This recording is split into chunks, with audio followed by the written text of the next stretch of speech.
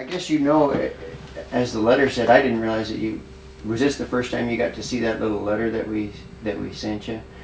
Just describing. Oh, I've seen the letter. I know what you want. Okay, so you know what it is that we're doing and all that stuff. Just far away. Okay, well, You got your mic set up right? yeah, we're kind of, All right. we're rolling pretty good. Actually,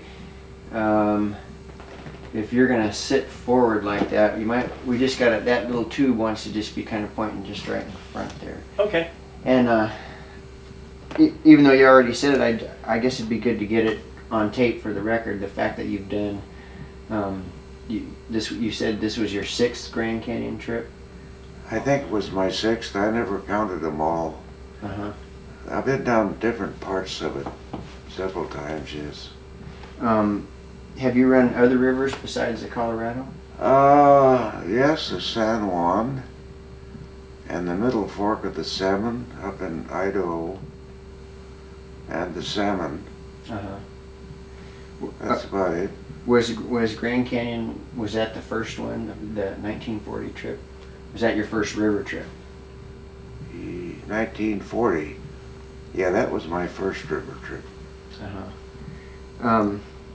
Reading your book, Delightful Journey, that was really impressed me. I really enjoyed it. It was so well written and there was so much detail in it. I was really amazed that you would keep such a journal, and I wonder. Well, it was a diary that I kept, and when I got through with the trip, I just had a chance to elaborate on it. Uh-huh. Do you keep a journal all the time, or was this something? No, that's the only one I think I ever kept. Well, I guess, and that kind of says something to me just about the nature of that trip for you. I guess it was something pretty special at the time. Yes, it was. Did the historical knowledge, did you bone up on all that stuff before you went? Oh, in a way, yes. My interest in the Colorado River was the fact that my grandfather used to trade on the river. He hauled his supplies up from the mouth of the river in boats and founded the town of Ehrenberg and settled at La Paz. So the Goldwater family sort of got its start on the Colorado River.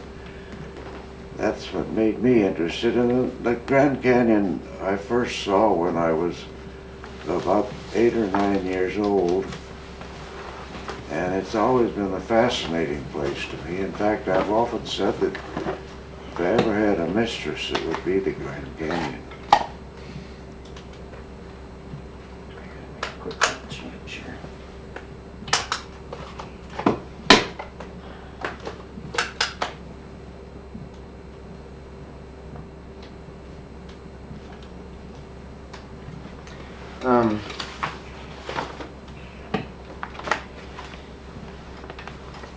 So for going on the river, when did it first occur to you that you'd actually run the river? Well, I was reading a magazine, reading a newspaper one day, and I saw an article in it that a man in Mexican water was going to go down the river, and he was going to take passengers.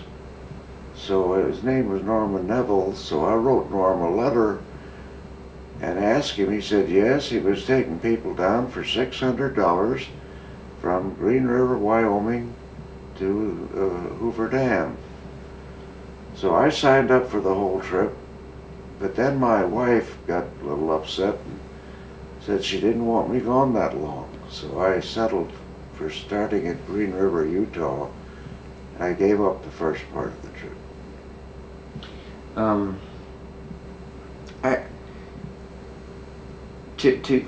To go down there, it strikes me. Let's see. Well, Gail and I, our granddad was Gail Gardner, and he got around. I know that a bunch of You'll have to speak up a little. I'm kind of deaf. Our our granddad was Gail Gardner, and Oh, yeah. and Oh, your grandfather yeah, was Gail? yeah, Oh, for Christ's sake. and One of the wildest bastards I ever knew. well, my impression of him is people in those days in the state. It seemed like they got all over the place. They took trips everywhere, and Oh, Gail, he was one of the first pilots we had in World War One, and I think he graduated from Dartmouth, yeah, and I appointed him postmaster of Prescott, and he and I were very active in Smoke Eye together. But one of the nicest men I ever knew. And did you ever hear some of those songs they used to sing? oh yeah, The Devil in the Fiery Peaks? yeah. That's a great song. Well, I just from hearing about his adventures and stuff, it strikes me that it wasn't all that out of the ordinary for people to go out and get around. And when it comes to your trip in the 40s, I just wonder, did you see that as being a huge, a major adventure, or was it just kind of another trip for you? I know you'd probably... I don't remember. That's a hell of a long time ago. I just looked forward to doing it. I had read Powell, and I knew Emery Cobb very well. I knew his brother Ellsworth. And I'd been up to see them, been down the canyon, down the trails. So it was just a trip. Do you remember the first time you ever saw the canyon itself? Oh yeah, sure. I was about 8 or 9 years old, and someplace in all my junk I've got a picture that Emery took out of his studio. I was starting down. That's just a little thing. And hiked on down that first time? You went to the bottom of it? Yeah, sure. 9 years old. Yeah. On the mules, maybe. On the mules, or did you guys just I walk? walked down and rode the mule back up. Did it occur to you to run the river then? Did you ever even think of it? No, I don't think it occurred to anybody much then to run the river. And nobody had run it in many years. And then about 1923, I think it was, the dam projects came down. There were 23 dam sites on the Colorado River, and they were trying to pick out the dam sites that might be most beneficially built. That was way before the fight started between people who wanted dams and people who didn't want dams. That came, that was later. I even forget, but that was probably in the 1940s. Mm-hmm.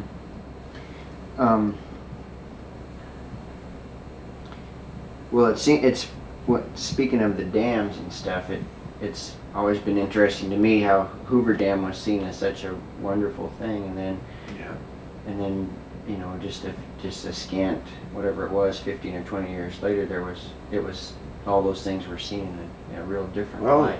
Hoover Dam probably would never be built today, but it was built in Black Canyon. I watched the dam being built. I have pictures I took of it. In fact, I took my wife across on a little boat before they'd finished the dam, and we could see the thing being built. It's been a very successful dam in lots of ways. It stored water, it produced power, and they built the other dams down below it, but they never built any dams above it, and I think that's beneficial. But you said today it wouldn't have been built. Well, they're not going to build any more Yeah. hydroelectric dams. Yeah.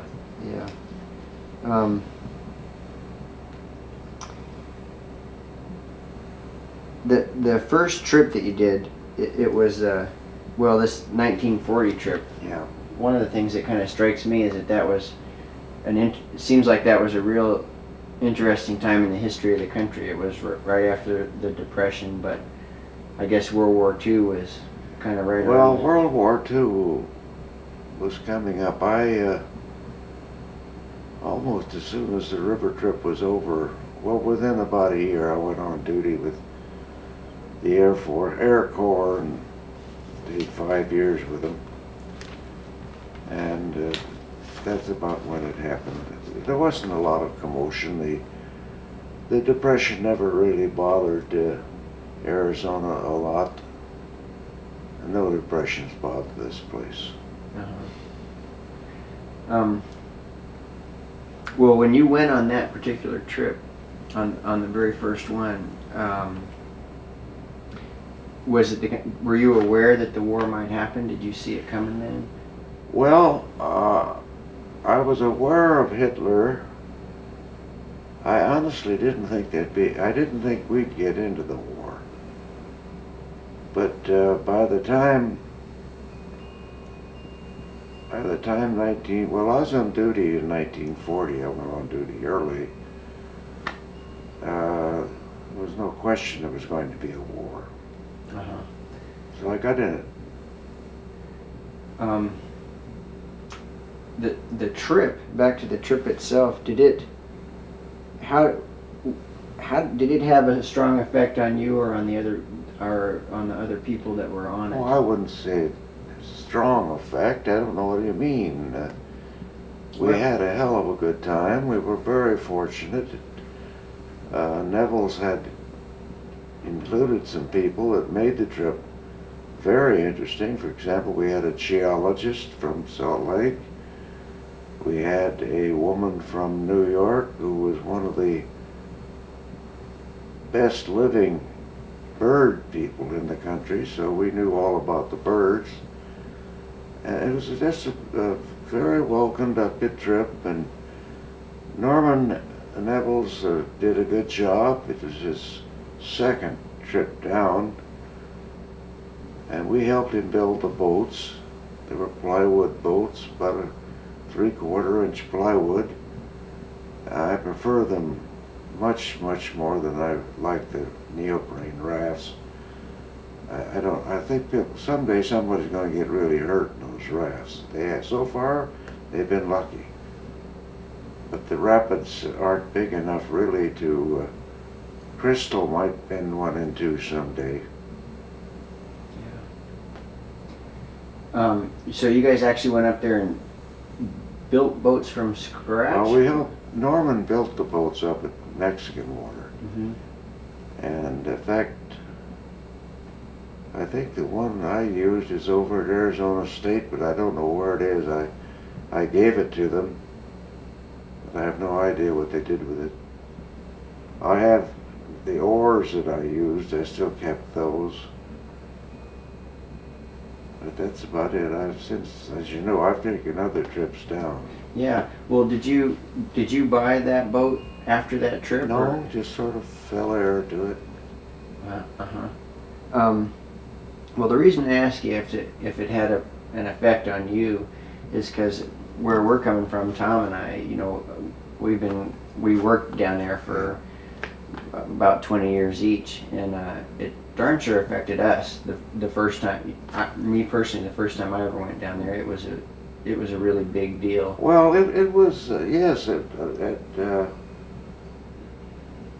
Once you've been in the canyon and once you've sort of fallen in love with it, it never ends. I go to the Grand Canyon 2 or 3 times a year. I fly over it a lot. I found a new natural arch up there. I've flown helicopters into all parts of the canyon. So it's a place that I like to go, and I go whenever I get the chance.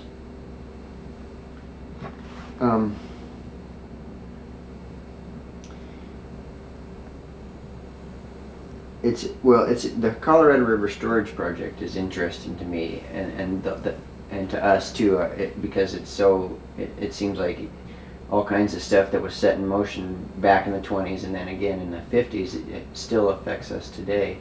And but it seems like something happened there in the 50s with the dinosaur thing.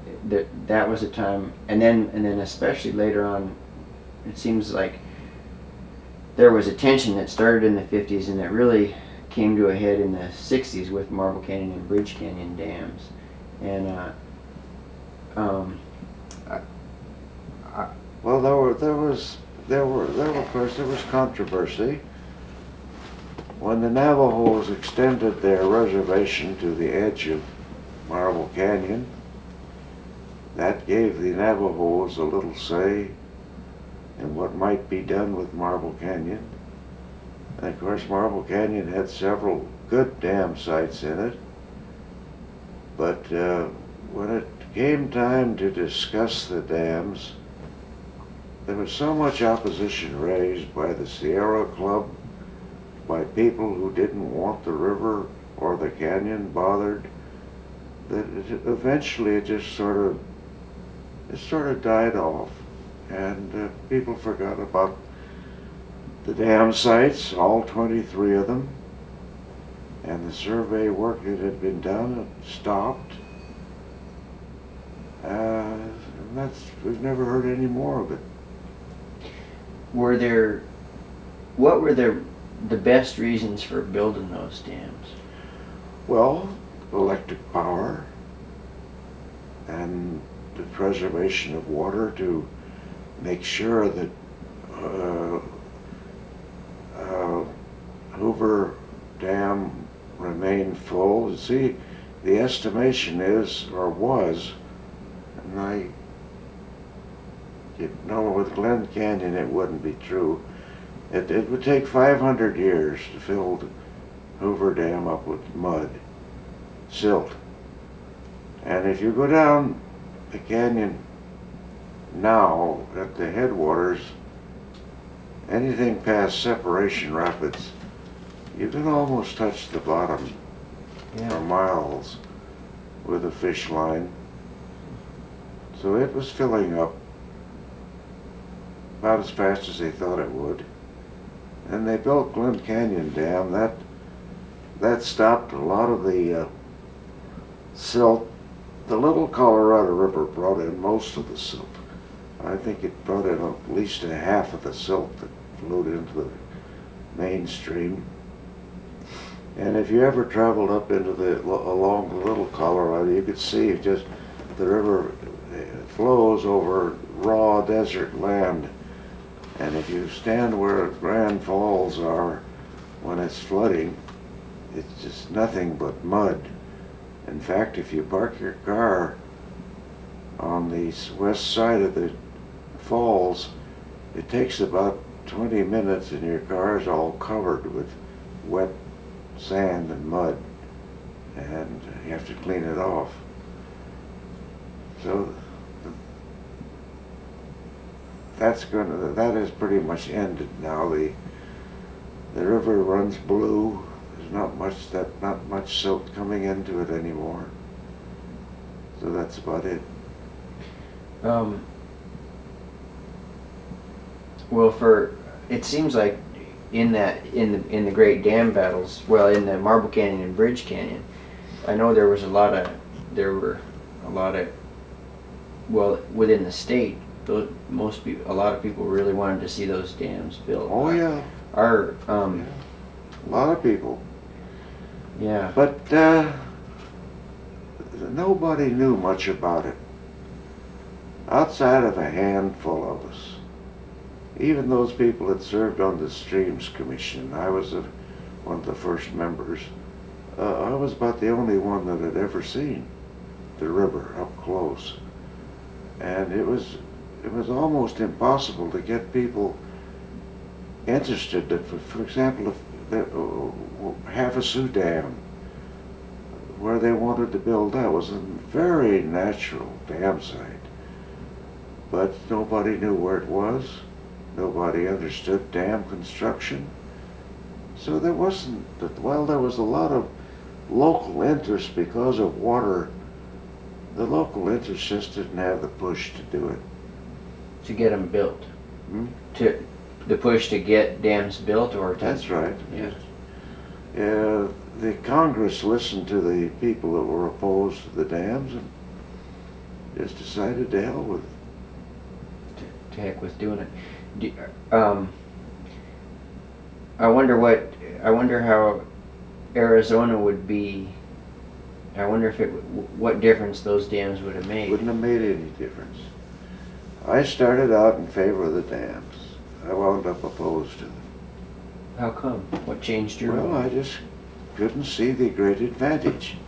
We had all the water we needed, about 840,000 acre feet, and while that's not going to last us as long as we thought it would, I think it'll last up till 2000. And now we've done so much with desalinization that I think we can drop a tube in the Pacific Ocean and get the water we need. So water is no longer the big driving force that it's always been for the 5 civilizations who've lived in this valley before us. Water was a deciding factor. When I was a boy, water was a deciding factor, but not anymore. We'll have all the water we need. Boy, did you ever read that book, Cadillac Desert, or hear of Yeah. that? What did you think of that? It seems I like didn't think much of it.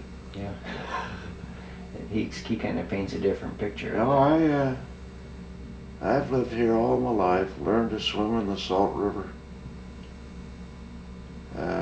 Water is goddamn important here now, not for reclamation, but to drink. That's all the water we need. Central Arizona project is flowing out there. It was supposed to irrigate our land. In 20 years, there won't be a farm left in this whole valley. It'll be all residential land, and all they need is drinking water. And there's enough for that. Did you, when the battles were going on, well, just that fight over Marble and Bridge Canyon, were you deeply involved in that, or who were the big? I know that Stuart Udall was kind of in the thick of that. Well, Stewart was in the Congress. He was opposed to the dams.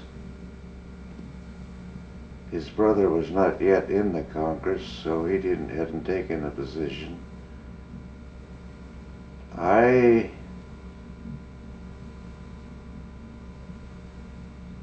was in the Senate,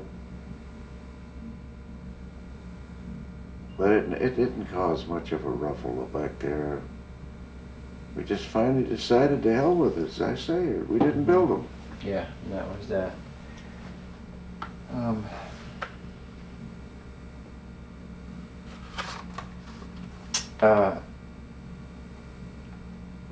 This whole National Environmental Policy Act, I read this book called A Story That Stands Like a Dam, and it kind of got into the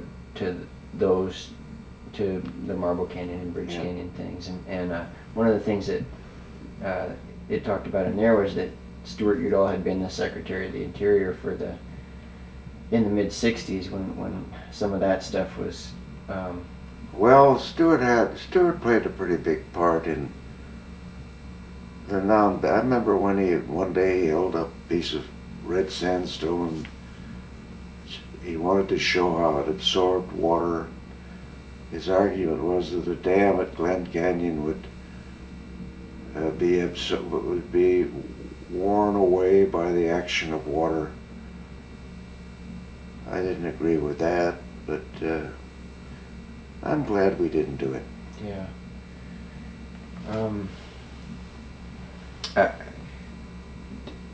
I understand the National Environmental Policy Act. That came along about 10 years. I don't know much about that. About that, yeah.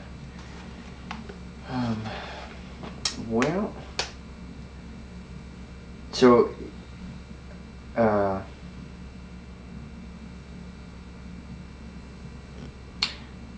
back to that trip in the 40s, what I was going to say earlier is, that when we first went down the canyon, it really changed us. And we take all these people down the river now, sometimes too many of them, like you say. And a lot of times the way it works now is we take these people out who are coming out of the cities, and a lot of them have never camped out or never slept outdoors or anything like that. A river trip turns out to be a really big deal for them. Well, they do a good job. I'm very pleased with it. But it's interesting to me. I guess most of the people that were with you on the 40s, everybody kind of knew how to camp out, and it wasn't. Well, they were mostly my family. And all my kids know how to camp. Yeah.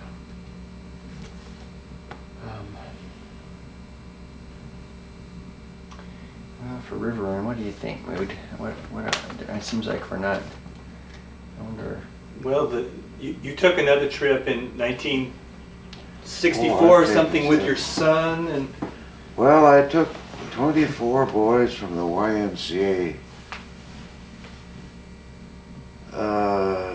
But we didn't. I only took them through Glen Canyon, and then I took a trip with my children, and we went through to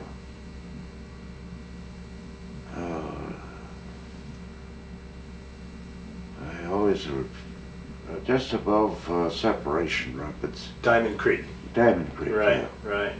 Yeah, it had a road. Used to be a road down there. Someone tried to build a hotel down there. It was still there in 1940, but I guess it's all gone now. Nothing left now. Yeah.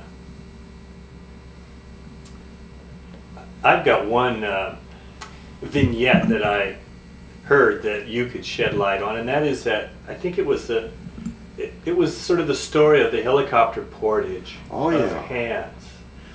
Well, that was the trip that was the trip I took my children through the canyon. Well, we got to I even forget the name of the rapids. Hans Rapid, I think. Is that right? It was a big rocky rapid. I guess it was Hans. And a friend of mine, God, I even forget his name. He's living back in Louisiana someplace. He was a helicopter pilot, and I think he was going to bring something down for us to eat. My youngest son had a very bright idea about running a river. He wanted to have the helicopter come down and set up camp for the night and prepare the dinner. The next morning they would clean up the camp, have breakfast, fly out, get lunch, fly back, serve lunch, fly back, get stuff, come down and get ready for the night. Of course, that would have cost somebody about $10,000, but that never happened. Well, we got to this Hans Rapids, and it got down to a question of portaging, and the river was quite low. I think it was probably running under 6,000 feet, and the rocks were very bad. So he said, "Hell, I'll carry those boats over for you," and by God, he did. We carried all the boats over. And I took pictures of it and sent it to the Bell helicopter people. And they never even wrote a letter back saying thank you. Oh. So that's what happened to the portaging a rapid by helicopter. Never been done before. I don't think it's been done since. No, I don't think so either. So it was just a spur of the moment thing. Mm-hmm. Did you have the same type boats on that second trip? Yes, we were using the wooden boats, the same wooden boats. I borrowed them from Norman.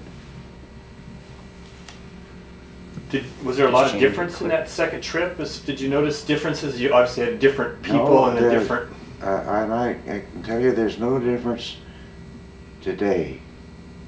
There's only one new rapid, and that's that big, great big one, Crystal Crystal. is bigger. Right? That's the only new rapid. Lava Falls is still, although when the first time I went through it, I ran it because the water was so low. There was no big wave, so you just went through with no trouble. And that's the whole story of the river. If you're lucky, and I think the best level to run that river is around 25,000 feet. Now, you don't always get that.